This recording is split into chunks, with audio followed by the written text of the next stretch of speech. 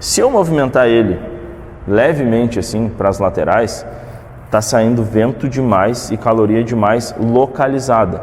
Ou seja, se eu tenho que esquentar toda essa área aqui de retrovisor e eu fizer isso aqui, aqui não está pegando calor. E aqui está subindo a temperatura de uma maneira muito rápida. Aqui está subindo muito rápido. Ele vai chegar nos 90 graus aqui muito rápido. E aqui vai continuar gelado. Então, quando eu faço movimentos circulares, o que eu estou fazendo?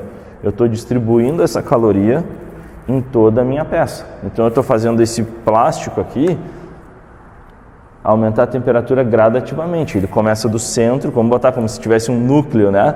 Ele começa do centro e vai expandindo esse calor para as laterais. Se fosse um metal, que tu fica esquentando ele aqui, ele automaticamente vai acabar esquentando toda a peça. Então a gente pega um ponto central e faz os movimentos circulares. É claro, se eu ficar fazendo isso aqui, não estou esquentando nada. Isso aqui eu posso botar no máximo na minha mão aqui e ficar aqui que não vai me queimar. Lógico, estou que nem um maluco aqui fazendo zerinho, mas o movimento circular é justamente isso, para que tu consiga pegar a maior área da peça possível e aumentar gradativamente a temperatura. O que acontece às vezes, principalmente num retrovisor? A galera tensiona o material e vai fazer a quebra de memória.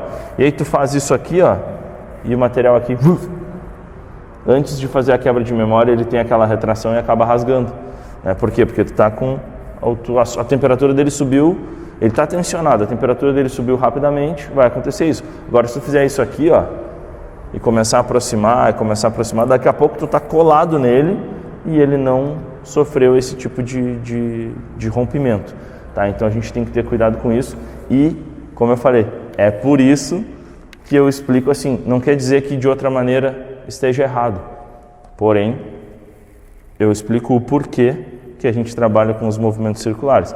Se vocês conseguirem fazer a elevação do material de uma maneira gradativa, com o soprador mais estático, se vocês dominarem essa técnica, eu jamais vou dizer que está errado. Tá? Então eu ensino assim porque é a maneira que eu faço e a maneira que instintivamente, como eu falei para vocês na questão do vídeo, instintivamente a gente acaba fazendo para distribuir essa caloria de uma maneira melhor na peça. Tá? Eu vou fazer uma demonstração para vocês aqui nessa porta. Eu trouxe aqui alguns produtos. Deixa eu botar para cá de novo. Eu trouxe aqui alguns produtos que a gente usa, né, para limpeza e descontaminação. Todos vocês já conhecem os processos de limpeza e descontaminação? Dá um salve aí. Todo mundo já viu algum videozinho meu, alguma coisa falando sobre esses processos? Eu vou dar não vou entrar a fundo, tá? Então eu vou dar uma passada rápida e vou explicar para vocês os produtos que a gente usa e qual a importância e qual a utilidade de cada um. Para um processo, tá, de descontaminação e limpeza, eu trabalho com 5 etapas, tá?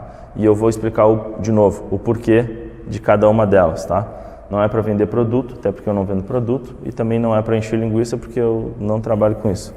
Então, assim, ó, a gente vai precisar de água e sabão, normal, né? Por uma questão óbvia.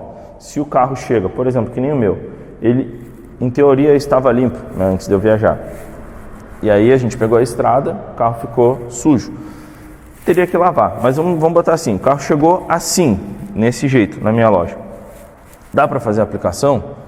Dá, ele não está sujo, não tem areia, acúmulo de areia, não tem barro, eu vou aplicar nessa porta, as peças opostas não tem nenhum exagero de contaminação, enfim. Então o que eu vou fazer? A primeira limpeza com água e sabão, que seria uma lavagem de novo, né? Lavagem em alguns lugares, lavação, tem que ter cuidado, que tem uns que acham que é comida de porco, lavagem, né? Então, água e sabão. Sabão, que tipo de sabão? Shampoo neutro, tá? Por que shampoo neutro?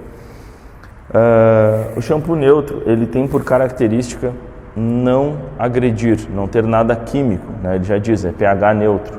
Então assim, não vai ter nada que vai manchar a lata do carro, não tem nada que vai manchar os plásticos do carro e não tem nada que vai futuramente prejudicar a cola do adesivo.